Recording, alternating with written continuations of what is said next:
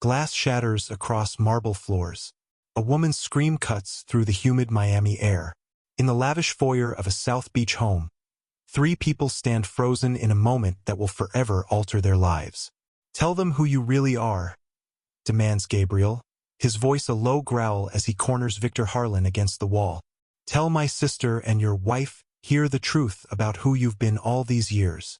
Victor's eyes dart between the faces surrounding him. Maribel, his wife of 15 years from San Antonio, and Celeste, the woman who believed she had been his only wife for the past 8 years in Miami. The carefully constructed walls between his two lives collapse in an instant. Have you ever looked at someone you love and wondered if you truly know them? The person sharing your bed, raising your children, building a future alongside you. Could they be harboring secrets so profound they would shatter everything you believe about your life together? For Maribel Ruiz and Celeste Morgan, this nightmare became reality on a sweltering summer evening when they discovered they were married to the same man.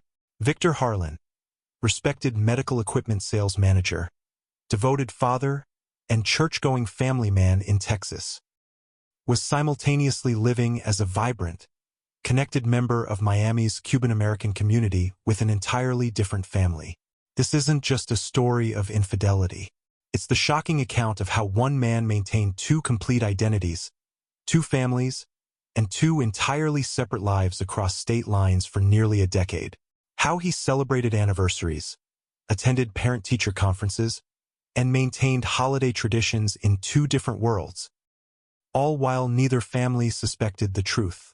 The discovery would lead to a confrontation so explosive, so charged with raw betrayal and rage, that it would end with blood on polished floors and three families forever marked by deception. What would you do if you discovered your entire relationship was built on lies? If the person you trusted most had created an elaborate fiction of who they truly were? How far would you go to confront the architect of such profound deception? Join me as we explore how Victor Harlan's masterful web of deceit across Texas and Florida ultimately led to his brutal murder, and the unexpected aftermath that followed when two women discovered they were living parallel lives with the same man. To colleagues and clients across the South, Victor Harlan represented success in its most conventional form. At 45, the regional sales manager for a national medical equipment company boasted an impressive resume, a firm handshake, and what everyone assumed was a stable family life. His professional reputation was flawless, dependable, charming, with sales numbers that consistently exceeded targets. But what made Victor extraordinary wasn't his career achievements. It was his ability to maintain two completely separate existences with military precision. In San Antonio, Texas, Maribel Harlan, née Ruiz, built her world around family values, church functions, and raising their teenagers Lucas and Sophia in a close-knit community. She believed her husband's frequent business trips were the necessary sacrifice for their comfortable suburban lifestyle. Victor played his part perfectly, attending Sunday services, coaching soccer, and embodying the traditional Texas family man. Meanwhile, 1,400 miles away in Miami, Celeste Morgan considered herself blessed with a part-time husband whose business acumen allowed their small family a vibrant life integrated into South Florida's Cuban-American community. Between Celeste's boutique business and raising 8-year-old Isabella, she never questioned why Victor's territory required such extensive travel. His sporadic presence made their moments together all the more cherished. For nearly a decade, Victor Harlan maintained this impossible balance: separate bank accounts, different social circles, and dual identities sustained through elaborate scheduling and technological sleight of hand. That is, until one anonymous email set in motion a chain of events culminating in a violent confrontation in Celeste's Miami home. The truth wouldn't merely come to light. It would explode in a moment of rage, betrayal, and blood that would leave one man dead and two families permanently altered. If you're fascinated by stories of deception that push the boundaries of believability, hit the like button right now and subscribe to True Crime Village. You won't want to miss a single moment of this extraordinary case where the line between victim and perpetrator blurs with each shocking revelation. Victor Harlan's exceptional talent for deception wasn't accidental. It was crafted through years of calculated moves and an intimate understanding of human psychology.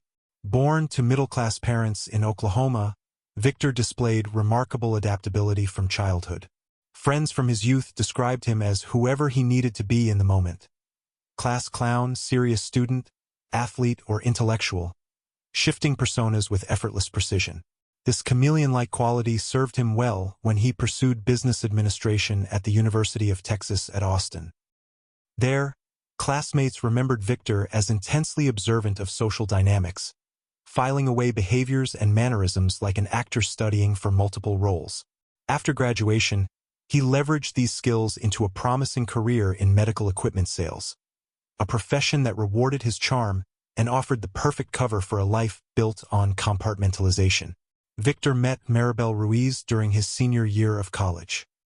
The nursing student's warm smile and unwavering moral compass represented everything stable and secure that Victor's transient childhood had lacked. Their courtship followed a traditional path: church activities, family gatherings, and community service. When they married in San Antonio shortly after graduation, Victor embraced the structure of suburban Texas life with apparent enthusiasm. The first 5 years of their marriage progressed predictably. Victor's career advanced, requiring occasional travel while Maribel established herself at a local hospital. They welcomed Lucas and Sophia, bought a Spanish-style home in a respectable neighborhood, and integrated deeply into their church community. Victor appeared content with weekend barbecues, high school football games, and his role as a respected family man. But something within Victor always hungered for more. He mastered his Texas life as one might learn lines for a play, convincingly and thoroughly, yet with a performer's awareness of its artifice.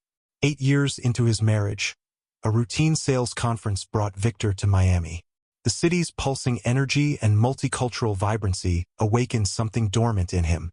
At a client dinner in South Beach, he encountered Celeste Morgan, a boutique owner whose confident laugh and passionate discussions about art and culture captivated him instantly. Unlike the measured, faith-centered courtship with Maribel, Victor's relationship with Celeste ignited with intensity. Her Cuban-American heritage infused their romance with spontaneous weekend trips, late-night dancing, and passionate discussions about politics and art. Celeste's life represented freedom from the structured expectations he maintained in Texas. Rather than choosing between worlds, Victor executed an audacious plan. Using his regional management position as cover, he restructured his sales territory to legitimately include both Texas and Florida. He established separate phones, email accounts, and even cultivated distinct speech patterns and wardrobes for each location. His Texas persona maintained conservative button-downs and measured speech, while his Miami self favored linen shirts, designer sunglasses, and adopted subtle Spanish phrases. The logistics required military precision. Victor maintained digital calendars with color-coded systems tracking family commitments across states. He rented storage units at strategic locations for season-appropriate clothing and gifts. He established separate credit cards, scheduled automatic bill payments, and manufactured complex work emergencies to explain absences during holidays or school events. Most critically, Victor exploited the limited communication between state record systems. By carefully timing his business travel, he ensured Maribel and Celeste never had reason to question his whereabouts. When either wife called his work number, carefully programmed forwarding ensured the call reached whichever phone he carried at the moment. The deception wasn't merely about logistics, it required emotional manipulation of extraordinary sophistication. Victor convinced each family they were his singular priority through calculated demonstrations of devotion, precisely timed to maximize impact while minimizing his actual presence. In San Antonio, the Harlan family home sat nestled in a quiet subdivision where American flags decorated front porches and neighbors knew each other by name. The single-story ranch house with its neatly trimmed lawn represented the stability Victor presented to the world in Texas. Inside, family photos chronicled birthdays, graduations, and Christmas mornings, all carefully arranged by Maribel's thoughtful hand.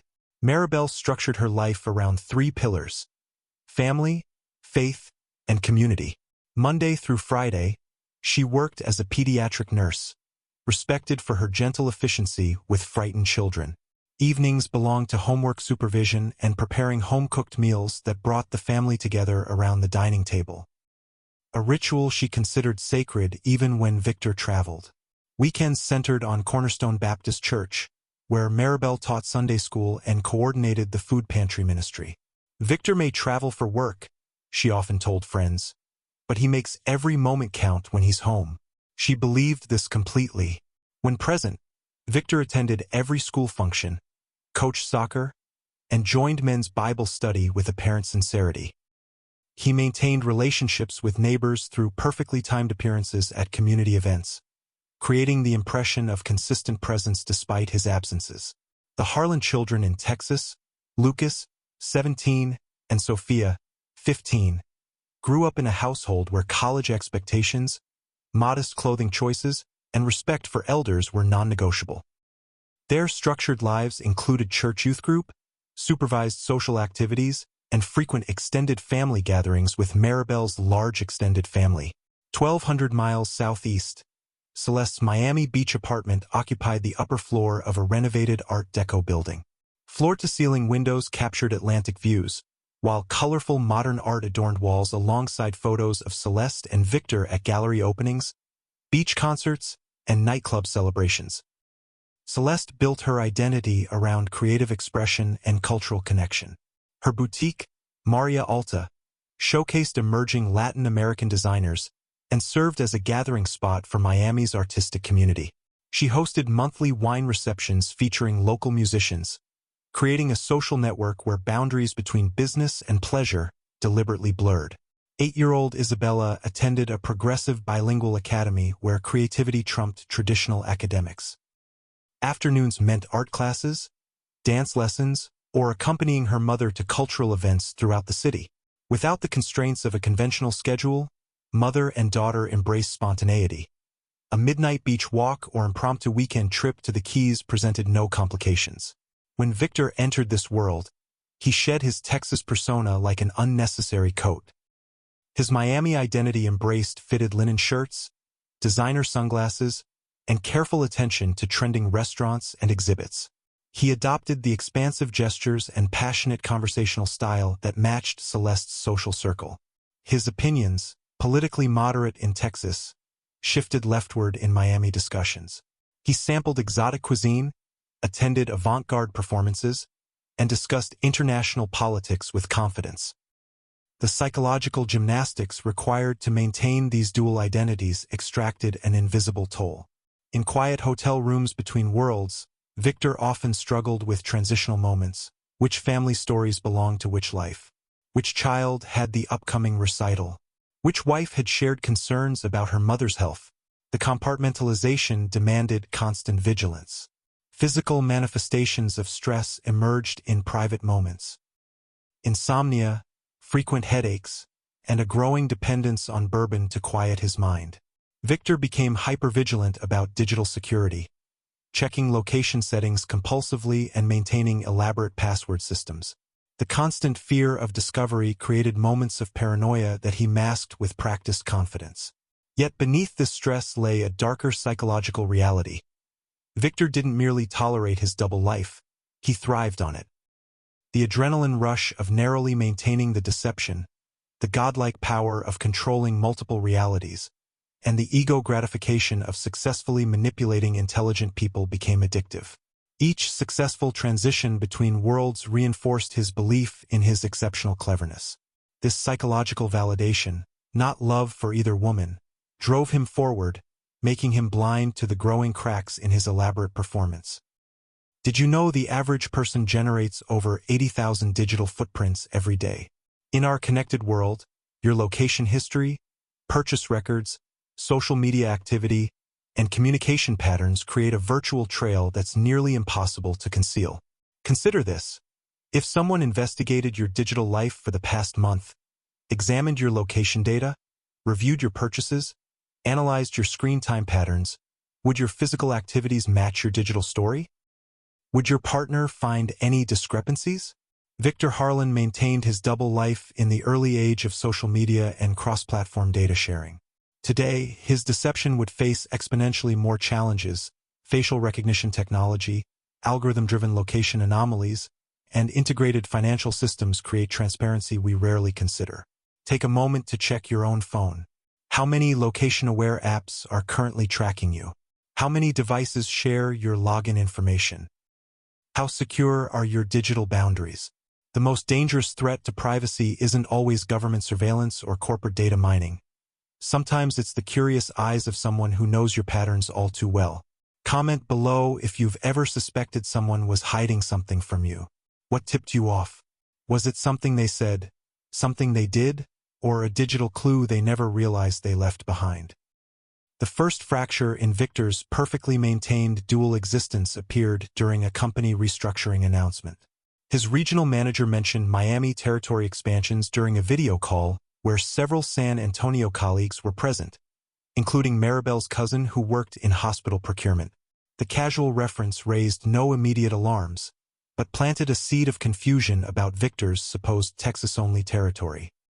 Simultaneously, 13 years into marriage, Maribel noticed subtle shifts in Victor's behavior. The attentive husband who once called every night while traveling now frequently missed check-ins, explaining them away with dead zones or late client dinners. His Texas accent, once pronounced, occasionally softened into neutral tones during phone conversations.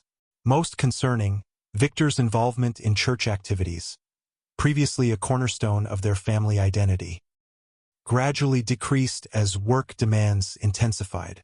Maribel began a quiet log of inconsistencies, too subtle individually to warrant confrontation, yet collectively forming a pattern she couldn't ignore. The breaking point came when Lucas mentioned needing Victor's birth certificate for a passport application. Searching Victor's home office, Maribel discovered a locked drawer containing discrepancies in financial documents, references to accounts and properties she'd never heard mentioned.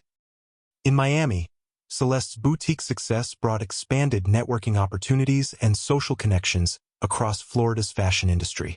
When introducing Victor at industry events, she encountered puzzling reactions. People who recognized him from medical supply conferences yet seemed confused by his personal background as she described it. One colleague mentioned meeting Victor's Texas team at a convention, though Victor had told Celeste his territory covered only Florida and Georgia. Isabella's school project on family heritage created another pressure point. When asked about his parents, whom he described to Celeste as deceased, Victor provided conflicting information about their origins and death dates. The inconsistencies registered in Celeste's mind, joining other unexplained discrepancies that had accumulated over years. The technological expertise that had protected Victor's secret ultimately became its undoing. Celeste's cousin Tomas, a cybersecurity consultant, noticed unusual patterns while helping set up her boutique's new payment system. Victor's reluctance to link certain accounts raised professional red flags. Driven by protective family instinct, Tomas began a discreet investigation. His findings accumulated methodically. Social media accounts under slight name variations contained tagged photos of Victor in Texas settings with an unknown woman and teenage children. Property records revealed homeownership in San Antonio under Victor and Maribel Harlan. Most damning, marriage records existed in both Texas and Florida, neither showing any dissolution. Tomas compiled his evidence meticulously, uncertain how to present devastating information to his cousin. The decision was made for him when Celeste discovered a phone bill showing repeated calls to a San Antonio number during times Victor claimed to be at conferences in Chicago. The confrontation with Celeste was volcanic. Victor's explanations, a complicated divorce process, custody arrangements requiring discretion, temporary accommodation of a friend's family, emerged prepackaged yet hollow. For the first time, his improvisational brilliance faltered under sustained questioning. Meanwhile in Texas, Gabriel Ruiz, Maribel's former military brother, with protective instincts honed through 2 combat deployments, received an anonymous email containing photographs, records, and a Miami address. The sender, Tomas, had made a moral calculation. If he were in Gabriel's position, he would want to know the truth about a sister's marriage. Gabriel's methodical nature compelled verification before confrontation. A week of leave from his security consulting job provided opportunity for independent confirmation. Digital records proved compelling, but Gabriel required absolute certainty before destroying his sister's world.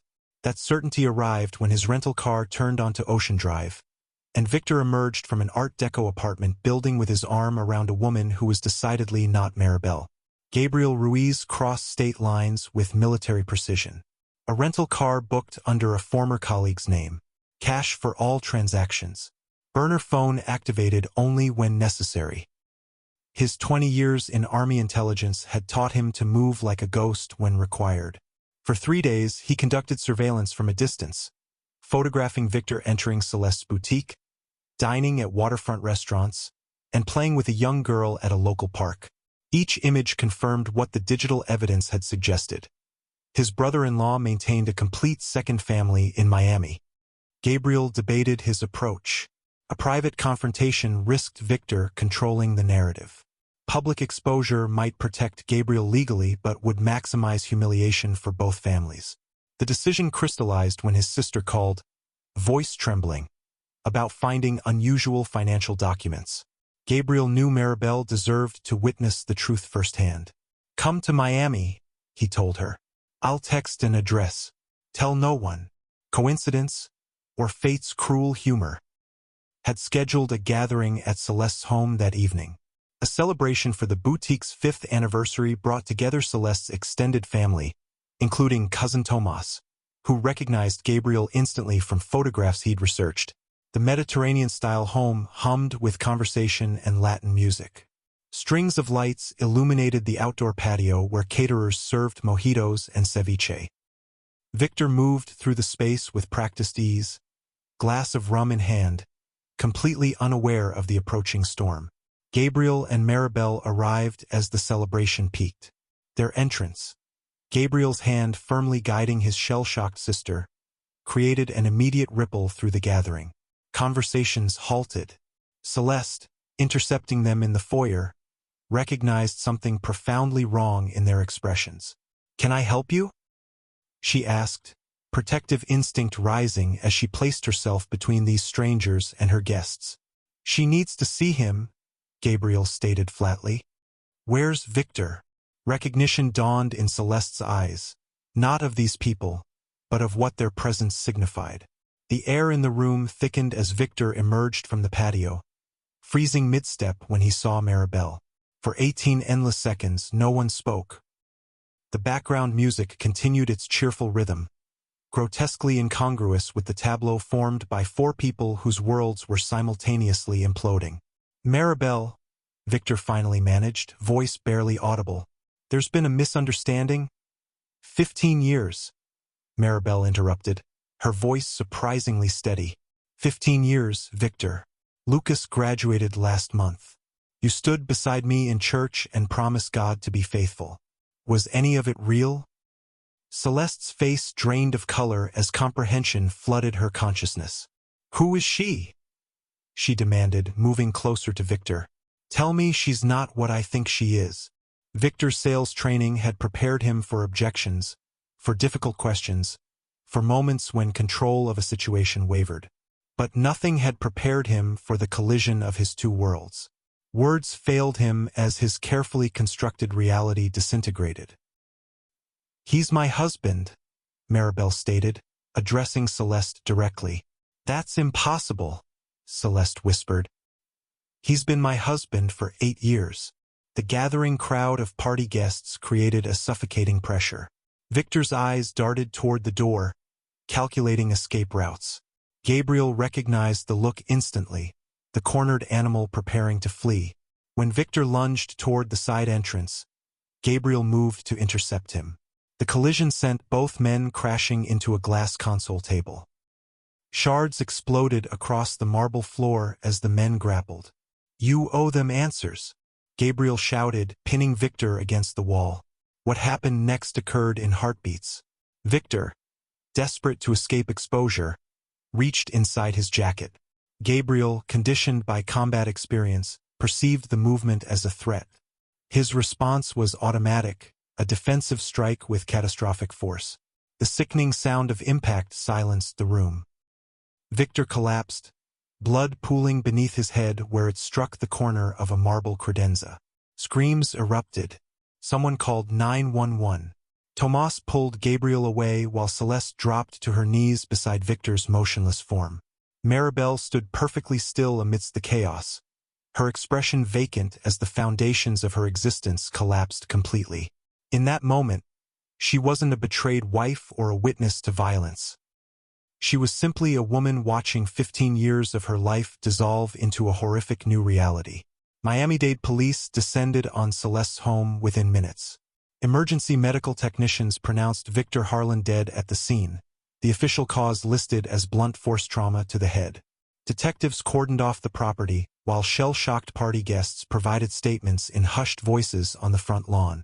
News vans arrived before midnight. By morning, the story dominated headlines across Florida and Texas. Double life exposed.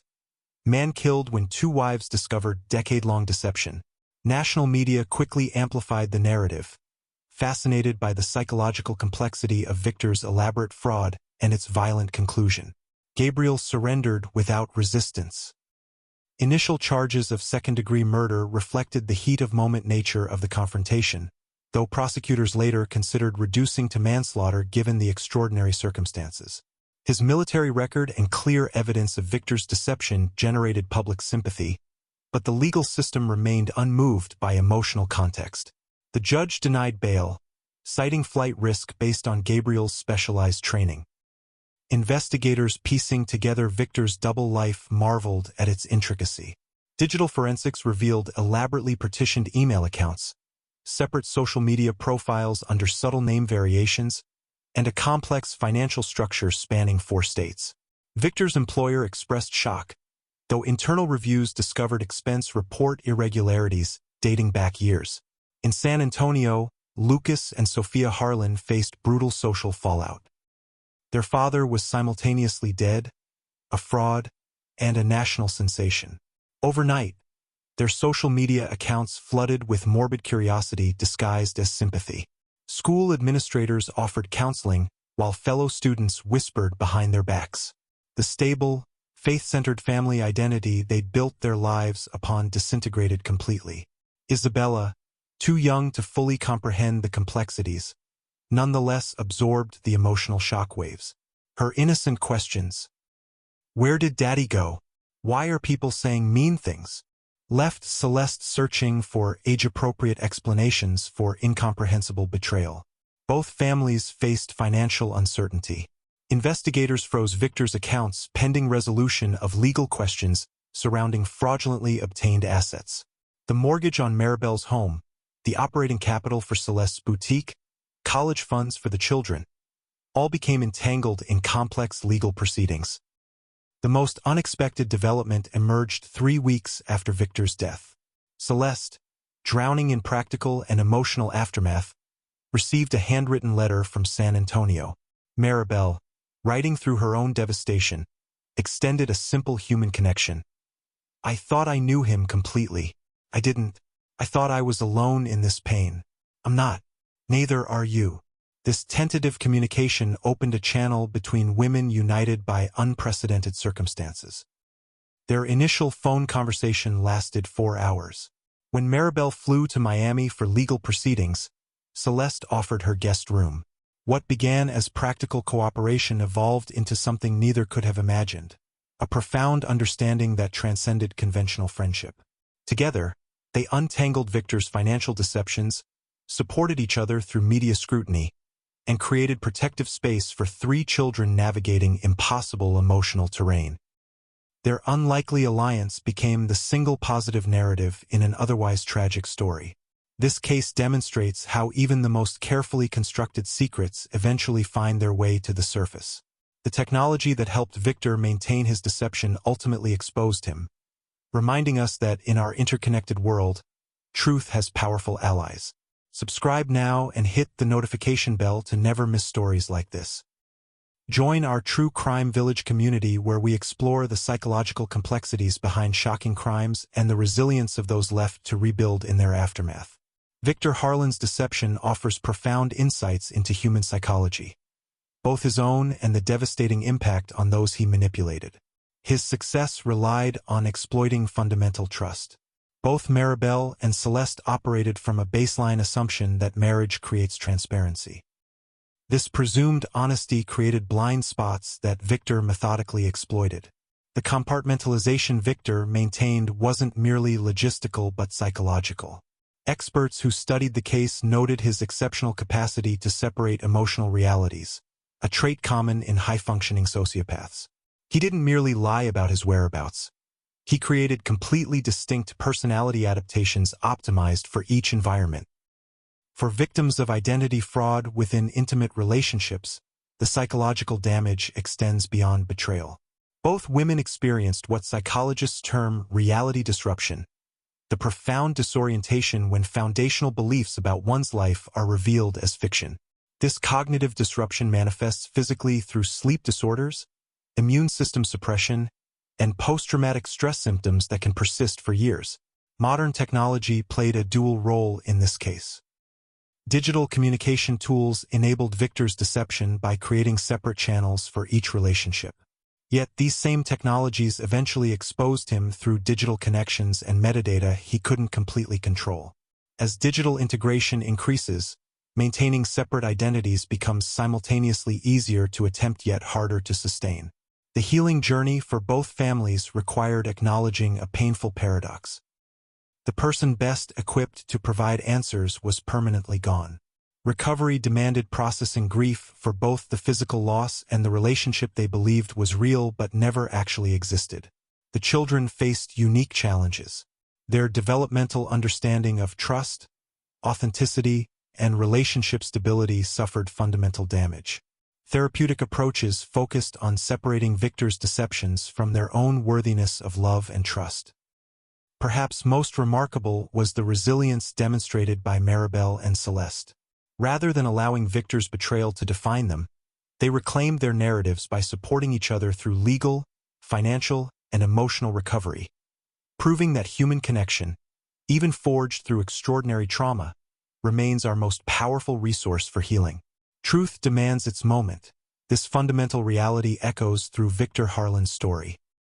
No matter how elaborate the fiction or how skilled the performance, authenticity eventually prevails. The consequences, as we've witnessed, extend far beyond the deceiver. Today in San Antonio, neighbors still speak in hushed tones when passing the Harlan house. Community members who once celebrated Victor as a model father now question their ability to recognize deception. In Miami, Celeste's boutique has become an unexpected symbol of resilience, a place where customers come not just for fashion but to witness a woman who rebuilt her life on her own terms. The three children carry complex legacies: grief entangled with betrayal, innocence shattered by adult deception. Yet through their mother's extraordinary partnership, they've gained a powerful counterlesson about human resilience and the authentic connections that sustain us through unimaginable circumstances. Perhaps the most profound truth is that while Victor believed himself exceptional in his capacity for deception, he was ultimately undone by something far more powerful: the human need for authentic connection that he never truly understood.